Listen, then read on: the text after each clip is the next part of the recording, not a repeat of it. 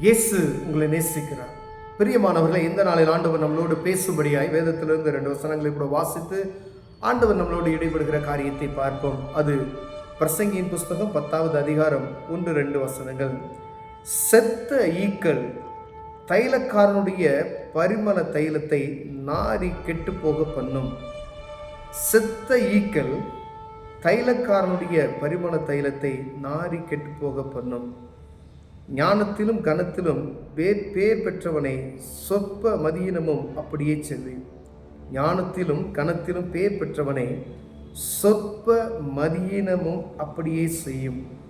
பிரியமானவர்களே, செத்த ஈ ஒரு பரிமள தைலத்தின் நார பண்ணும், ஒன்றுக்கும் உதவாதபடி செய்துவிடும். இந்த பரிமள தைலத்தை தயார் செய்யக்கூடிய காரியங்களை வேதத்தில் எழுதியிருக்குது. ஆண்டவருக்கு செலுத்த வேண்டிய பரிமள தைலம் எப்படி செய்ய வேணும், எவ்வளோ அதனுடைய பொருட்களை சேர்க்க வேணும், அதை யார் பயன்படுத்தணும், யாரும் தொட முடியாதபடி யாருக்கும் அது அந்த செய்யப்பட்ட முறைமைகளை வேறு யாருக்கும் செய்யக்கூடாது என்று ஒரு நம்ம வேதத்தில் பழைய ஏற்பாட்டின் காலத்தில் வாசித்திருப்போம். பிரியமானவர்களே, அந்த பரிமள தைலத்தை குறித்து ஆண்டவர் அப்படி எழுதி வைத்திருக்கிறார்.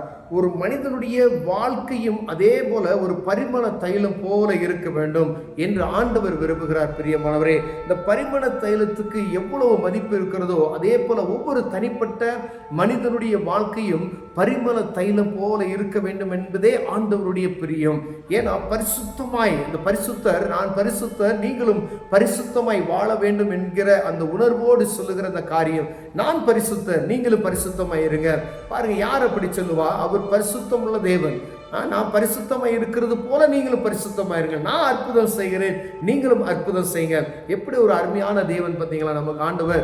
அப்போ பரிமள தைலத்தை நம்மோடு ஒப்பிடுகிறார். பரிமள தைலம் எப்படி ஒரு மகிமை இருக்கிறதோ அதே போல நம்முடைய ஆவிக்குரிய வாழ்க்கையும் அப்படி இருக்க வேண்டும் என்று ஆண்டவர் விரும்புகிறார். பாருங்க, ஒரு செத்த ஈ இந்த பரிமளக்காரன் தயார் செய்த அந்த பரிமள தைலத்தை எல்லாத்தையும் கெட்டு போக பண்ணும் என்று வேதம் சொல்லுகிறது. பிரியமானவர்களே, அதே போலதான் ஒரு ஆவிக்குரிய மனிதனுடைய வாழ்க்கையில காணப்படுகிற ஒரே ஒரு சிறிய காரியம் முழு அவையத்தையும் அவனுடைய செயல்களையும் பரிசுத்த ஆவியின் அபிஷேகம் பெற்ற ஒரு மனிதனுடைய அந்த காரியத்தை கெடுத்து போகவிடும். அவருடைய மேல் இருக்கிற மரியாதையை கெடுத்து விடும். பிரியமானவர்களே, அப்படியானால் எவ்வளவு கவனமாக இருக்க வேண்டும். அப்ப அந்த பரிமள தைலம் தயார் செய்யறவங்க அது எவ்வளவு பாதுகாப்பா வச்சிருப்பாங்க அப்படின்னு பார்த்துங்க. இப்படி அதை என்ன முறைமையின்படி அதை செய்ய வேண்டும் அப்படிதான் செய்வாங்க. அதே போல அவர்கள் எப்படி அந்த ஒரு பரிமள தைலம் அதை பாதுகாத்து அதை எப்படி அது கனமாய் வைத்திருக்கிறார்களோ அதே போல என்னுடைய தனிப்பட்ட ஆவிக்குரிய வாழ்க்கை, உங்களுடைய தனிப்பட்ட ஆவிக்குரிய வாழ்க்கை ஆண்டவர் இந்த பூமியில் நமக்கு கொடுக்கப்பட்ட இந்த நாட்கள்ல அதை சரியாய் நம்ம பயன்படுத்தும் கரை திரை அற்ற உள்ளத்தோடு நம்ம பாதுகாத்துக் கொள்ளும்படி ஆண்டவர் விரும்புகிறார். பிரியமானவர்களே, அநேக நேரங்களில் கோபப்படுகிறோம் பார்த்தீங்களா? அப்ப எந்த இடத்துல எப்படி நடந்து கொள்ள வேண்டும் என்பதை மிகவும் முக்கியமாய் அதை ஞானமாய் நடந்து கொள்ள ஆண்டவர் விரும்புகிறார். ஒரு ரட்சிக்கப்பட்ட மனிதன் இப்படிதான் வாழ வேண்டும், ஒரு ரட்சிக்கப்பட்ட மனுஷன் இப்படிதான் வாழ வேண்டும், எல்லா இடத்திலையும் எப்படி நடந்து கொள்ள முடியாது என்பதை நாம் அறிந்து கொள்ள முடியாது ஆண்டவர் விரும்புகிறார். பிரியமான, நீங்க சபைக்கு போறீங்க அப்படின்னா மற்றவருடைய பார்வை எப்படி இருக்கும் அப்படின்னா உங்க மேல ஒரு வித்தியாசமான பார்வை. இவங்க சபைக்கு போறவங்க, இவங்க ஜெபிக்கிறவங்க, இவங்க இப்படிதான் செய்ய மாட்டாங்க அப்படின்ற அந்த உணர்வு அவர்களுக்குள்ள காணப்படுகிறது. பார்த்தீங்களா?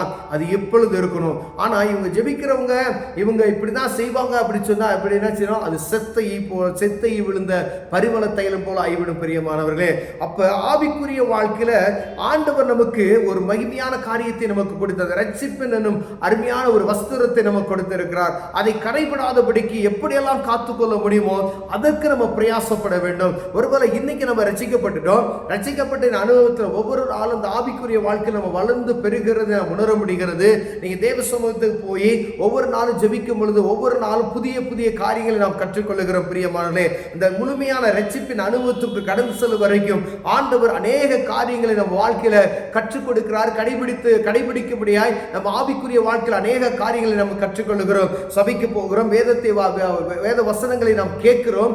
அப்பொழுது ஆண்டவர் நம்மளோடு பேசுகிற, இன்னைக்கு ஒரு காரியம் ஆண்டவர் பேசுகிறார், நாளைக்கு ஒரு காரியத்தை பேசுகிறார். நம்முடைய ஆவிக்குரிய வாழ்க்கையில காணப்பட குறைகளை சுட்டி காமிக்கும் பொழுது அந்த ஆவிக்குரிய வாழ்க்கையில காணப்படும் காணப்படுகிற அந்த குறைகளை எல்லாம் நம்ம என்ன செய்யணும், நான் எடுத்து போட்டு விட்டு புதிய மனிதனாய் இன்னும் நமக்குள்ள என்ன செய்யணும், இன்னும் நான் பரிசுத்தமாய் வாழுவதற்கு என்ன செய்ய வேண்டும் என்பதை ஆண்டவர் நம்மளோடு பேசுகிற நேரங்களை எல்லாம் அதை சுத்தப்படுத்தி அந்த காரியம் வராதபடிக்கு தேவ சமூகத்தில் காத்திருந்து பலனடைந்து தேவ சமூகத்தில் ஜெபிப்போமாயானால் அந்த காரியம் நமக்கு மீண்டும் வராதபடிக்கு பரிசுத்தமாய் வாழ்வதற்கு தேவன் கிருபை பாராட்டுவார். பிரியமானவரே, ஆண்டவரை போல பரிசுத்தம் ஆவதற்கு நாம் ஒவ்வொரு நாளும் பிரயாசப்பட்டு கொண்டிருக்க வேண்டும். ஆண்டவர் அதை தான் விரும்புகிறார். ஒரு பரிமள தைலம் போல நாம் காணப்பட வேண்டும். பிரியமானவர்களே, இந்த பரிமள தைலம் செத்த விழுந்து விட்டால் அது ஒன்றுக்கு உதவாதது போல நம்முடைய ஆவிக்குரிய வாழ்க்கையை பிறர் பார்த்து நம்மை குற்றப்படுத்தாதபடிக்கு இவர்கள் சுத்தவான்கள் என்று சொல்லத்தக்கதான காரியத்தை நாம் செய்யும்படி அழைக்கிறோம். எல்லாருக்கும் குறைகள் உண்டு, எல்லா மனிதர்களுக்கும் குறை உண்டு. ரட்சிக்கப்பட்ட அனுபவம் நிறைந்த பரிசுத்த ஆவியின் அபிஷேகம் பெற்றவர்களுக்கு ஒரு குறை உண்டு. ஆனால் ஞானத்தின் ஆவியால் ஒவ்வொரு காரியத்தை நம்ம செயல்பட ஆண்டவர் சமூகத்தில் கேட்கும் பொழுது, இப்போ ஒரு எந்த இடத்துல கோவப்படக்கூடாதோ அந்த இடத்துல என்ன செய்யக்கூடாது, கோவப்படக்கூடாது. எந்த இடத்துல எப்படி பேசணும், பொது இடத்துல எப்படி பேசணும், சர்ச்சில் எப்படி பேசணும், ஞானத்தை ஆண்டவர் சமூகத்தில் கேட்டு வாங்கிக் கொள்ளணும். தேவ பிரசனம் இல்லாதபடி வெளியே நடந்து செல்லும் பொழுது நம் மனம் போன போக்கில் பேசணும்னாலும் சரி, நடந்து கொண்டாலும் சரி, நம்ம ஆடை அலங்காரங்களினாலும் சரி, நம்ம வார்த்தைகளை விடும் பொழுதும் சரி, ரொம்ப கவனமாக இருக்கணும். நம்முடைய வார்த்தை ஒரு வார்த்தை மற்றவர்கள் என்ன செய்ய குற்றப்படுத்தி விடும், அவர்களுடைய இருதயத்தை காயப்படுத்தி விடும். இவர்கள் தேவனுடைய பிள்ளைகள், இவர்களே இப்படி பேசுகிறார்களே அப்படின்ற ஒரு பாரத்தை அவர்கள் மீது வைத்து விடும். அவர்கள் நம்மை பார்க்கிற பார்வை இவர்கள் நிமித்தம் நான் ஆறுதல் அடைய வேண்டும் என்று பார்க்கிறார்கள். பிரியமான, இவர்கள் வந்தார்களா எனக்கு ஒரு ஆறுதல், இவர்கள் பேசினார்கள் எனக்கு ஒரு ஆறுதல், இவர்கள் தேவ சமூகத்தில் எனக்காக ஜெபிக்கும் போது எனக்கு ஒரு ஆறுதல் இருக்கிறது என்று சொல்கிறவர்கள் நம்மை பார்த்து இவர்கள் என்னை காயப்படுத்தி விட்டார்கள் என்று சொன்னமானால் செத்த விழுந்த பரிமள தைலமாய் மாறிவிடுவோம். பிரியமானவர்களே, ஒருவேளை ஆண்டவர் உங்களோடு பேசுகிறார், ஒரு பரிமள தைலத்துக்கு ஒப்பாய் நம்மளை இணைத்து செயல்படும் பொழுது ஆண்டவர் நம்மை பரிசுத்தமாய் மாற்ற எவ்வளவு பிரயாசப்படுகிறாரோ அவருடைய பரிசுத்தத்தை நான் உனக்கு தருகிறேன் என்றார். நான் பரிசுத்தர், நீங்களும் பரிசுத்தமாய் இருங்கள் என்று ஆண்டவர் சொல்லுகிறார். பிரியமானவர்களே, எவ்வளவு கவனமாய் நடக்க வேண்டும் என்பதை நாம் பார்த்து கொள்ள வேண்டும். ஒவ்வொரு நாளும் வெளியில போகும்போதும் பேசும்போதும் பழகும் போதும் ஒவ்வொரு காரியத்தையும் பார்த்து பார்த்து நீங்கள் செய்வீர்களானால் ஆண்டவர் மகிமைப்படுவார். அனுதினமும் ஒவ்வொரு நாளுக்குள்ள புதிய புதிய காரியத்தை நாம் கற்றுக்கொள்ள முடியும். கண்களை மூடுவோம், ஜெபம் செய்வோம். அன்பின் தகப்பனே, ஆண்டவரே, பரிமள தைலத்தில் ஒரு விழுந்து விட்டா, செத்தை விழுந்தா அது எப்படி நாரி போகும் அப்படின்னு சொல்லுகிறதோ, தேவனே, எங்கள் ஆவிக்குரிய வாழ்க்கையில எந்த ஒரு செத்தையும் விழுந்து விடாதபடி நாங்கள் காத்துக்கொள்வதற்கு தேவன் எங்களுக்கு கிருபை பாராட்டுங்க. இயேசுவின் நாமத்தில் பிதாவே, ஆமென்.